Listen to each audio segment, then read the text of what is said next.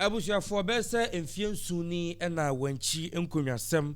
ema ne homene so ewo bono ene ne pate monom ade a ohene ya ohima nanu ya okra koye eyi no de ne baaye no na adehie bi ekire se wo mo empene mekire Sofuase Yefretete adehibusua no na wo mo kire se abrantie no eni ho kwan se ono eba se Wenchi eman hene na bra wo bedi akonwa na ne din di Mr. Kwekwa Damoa ena afei ene obedi akonwa no enam nana antoa samandedua otoso miensa na anu ya yepe no krabre no ohema yi na eyi no a wode no ebaaye na bra wo baaye no na dodo no a kire se onye de hye anase odi akonwa no bia enye yie nti enam so ema Sofuase Yefretete abusua no e de asem no ekodan bono original House of Chiefs so mo nhwe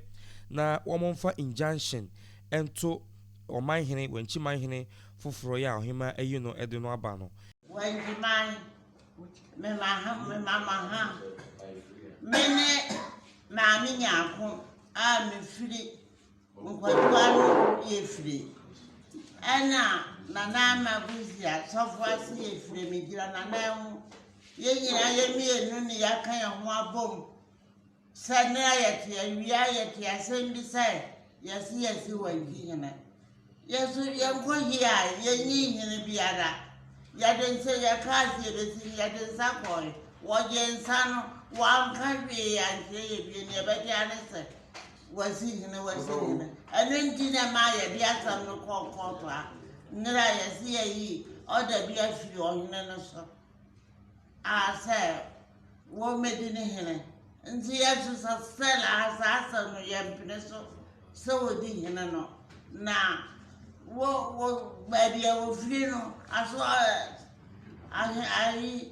ade ye ne ya miensa se ye nyina ye ne sasa adwene na ye hunu ne obedi ade no nti mi ade na si nyina sese no onya hene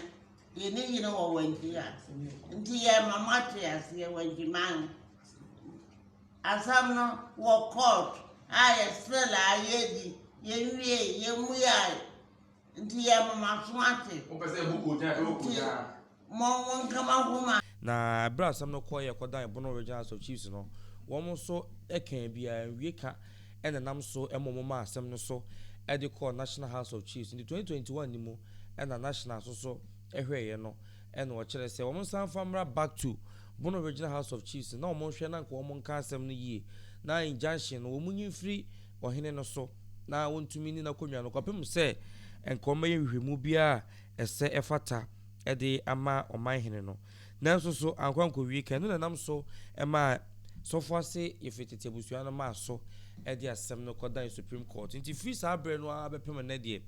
asem no gusua e Supreme Court wa enei ohima so kwade namu akra ede ekọ na House of Chiefs no enam so omo hye se enka bono House of Chiefs nhwenka nanso so abusua no trasia na nkomo twen se nke bebaka no de sa ekoye hwebu adanti no omma so ediko Supreme Court na chi no mfie be de wo honi dodo na wa atwenye mu hwe etwen de ka ebefiri mu ede aba nanso so omo kire se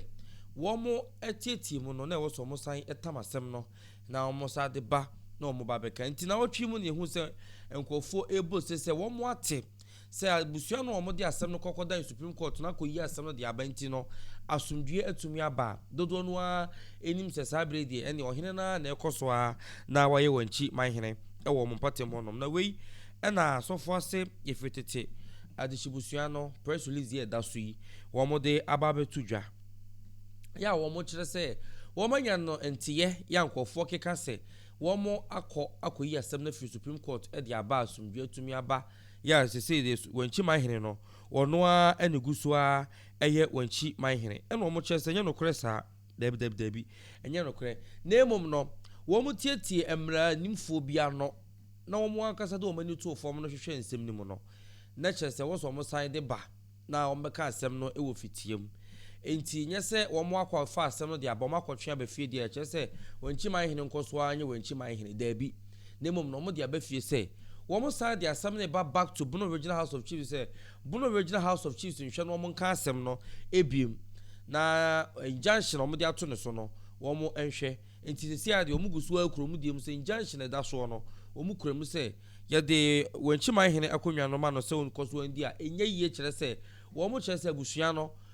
wo mo anyini ntumu ne engine ntumu echena enti so obi ehun se o makoyi asem no de free Supreme Court de abafia na no nkire se Wenchi man hene nkoso a enye Wenchi man hene na wo mo sha ase no 2019 ni best 7 years na asem no gusu ho no mo a ye hu no pomasi bre enti wei no omudi kan akobro Royal House of Chiefs akwakoka no ma hwe ba bia susuan ede bode ho no ebefa enti abusua na wei na Wenchi man hene akonwa no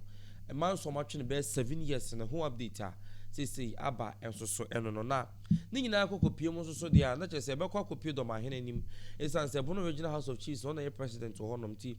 na ye hwe dia omo so behwe aka ede afa ho na se we die on sha Asante ase ode ne ho nti we nya Asante sembi anie enti bono Regional House of Chiefs no omo na wo so mo hwe na wo ma asumdue etumi eba ohima no soso wo ho no mo akobehwe na ye ho abusua na aka sadua ne ade no soso na akra koi enti na ye se de do ma hene si usi afi na obekire utumi se de wo se bunu nyina no one buru hene ya ye ma ofan so bunu ho no nti se de aba bepie mu ho no abusua ne se de esi ka kɔ no wo mo mpe Wenchi man hene no nti hwe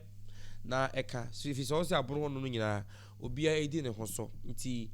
we so na babeda ho nom no na no de ba ye na ebeto manim na abusua ne kire se mo antumi anka asem na mfamfi ho no ama mo de injunction to so mo de injunction to hene no so se Wenchi man hene mo de injunction ato no so se o ye hene no enye yie etwena konwa sinsen mu eno na national no esa call national so share bono Regional House of Chiefs say injunction na mo de ato Wenchi man hene so no munyimfiri no so kra esa se ehwehwemu a e wo se ye ansa na de injunction ato no so ehwehwemu bi anya mai enti se de hye bi to no de asem be dan mo a e wo so wo to bo asehwehwe asem ni mu hu no kure wo mu ansa na de injunction beto so de ato so anase se bia mentime ho ase bia koba de a wo se me de injunction to so na ama komu yetumi aba nya yehwehwemu ahwe kwan befa so a ye be epe asem no pomasi bre na asem ne be dan mo a mo se mu de injunction ato so enti sabre no a national eyi injunction ne de free so no na chese omo hwe ni musa nka mo akwa na behwe aka e wo bono ho no ma na twa na so abusua na ehunu hwe na omo anka ankosi hwe ni nti no e na omo ma asom ne ko national afi sa ko aye copy Supreme Court nti do ma hene no ene bono Regional House of Chiefs na moto wonom se moto wo House of Chiefs na moto wonom na ye die nti pa na moto wonom enkofo nsem a ehia eno na moto wonom na woka we ya asem ehia busua de be dan mo ehwehwemu sai na mo ye ya mo de eboa adishibusua no mo anka hwe ankyere wo mo omunim hwe fa ho no ane se asem da ho no mo na mo nka hwe fa ho enti sabe de wo mo sa de kɔ omo so mo sa de back to house no enti ebesere mo se asem ne back to house na nkofo kwa yusu se asem ya da ho no 7 years am ohene ya tra konwa so 7 years ni ono ana tra apakan mu esi ona ahema enti se nka akwakoba se ndi ka mo ye ntwa so na asumdwe ntumi mra na sebe ye ombeto omo ho ase na asumdwe betumi aba no ehia wo hini nyansani ehia mpanyufo ye omodo ma no betumbi na wo mo ensem no mo mansem no nkwa atwe no mo nya busua no bekasa no mato omo ho ase fi se de odi akonwa na besi mfie nso ni de watena so awie enti nkampanyufo nhwe no mo nya busua no ntena se esan se menase po bi hihye honom enti na ma we nyina aba no megidi so no mo tena se ka asem no a enti ase betumi aye adwuma danse ye bema ye ho sukokoti ne ye de house atechire ye ho ne ye de president sem amema ye ho so e ba sa na de a ene e kro na beji wo mfi se na wotwi kwempo a we no ba ye na ma tension ba kro nim fi se bi mu se di enti na asem no wo Supreme Court makwa yi di aba fi chese makwa ka abra yante e bi zo se ye aba fi ni de chese no ana na asumdue atumi aba abra entisa enti abusua na ba kirem se wo mo de aba fi wo mo de ba bono Regional House of Chiefs for na no ma hwa aka asem na nye so makoyi asem no ase asumdue atwa o ma yi asem nyina ba nti Wenchi man hene nkoso a na onye Wenchi man hene da bi nti eba house yi de ye bompa ye hwe ni mu se na nanom nyina ba hwe atena so na asumdue atumi aba se ye kasa eno mo na busua ne ka ama o ma pene so ama Wenchi man hene guso ahwe akonwa no a ye besere se wo mo no mo nkasa na o mo mpene se hwehwemu bi so ho nom na de akonwa ne safata no wo ho so a ene o mo hwe na wo mo nya na sumdue ekwan so na bibia ntumi nkoyie ewo Wenchi nti abusua na Wenchi enkonwasem no ha ena medimu esi afi na aba house de besi akiri bia so ana de na no betena so be kwakosi bia so no yen kasa tutuma soro boy beba na mo so motumi enya bi ahwe ndi sia de aba bepie mu ewo na najima bedu do mahene ensem ya Sofuase Yefretete abusua no de kata ba abontia o ma kire wiem gina de akire ensem nam social media so a enya nokore na nkofo de brosemu keka se o makoyi abafie ama bibia ya asomdwie no o mo se enya asomdwie mu o mu kusuo agire o mu die mu se o mo mpene ohene no oteso se Wenchi mahene no nti nkofo be foforo ye de hia kasa emfa no emma na hema de oyi ye ne de o mo no hema ya adwene a enye yie aha ADUMASA TV midin e de atesem hene kwaku ye da ase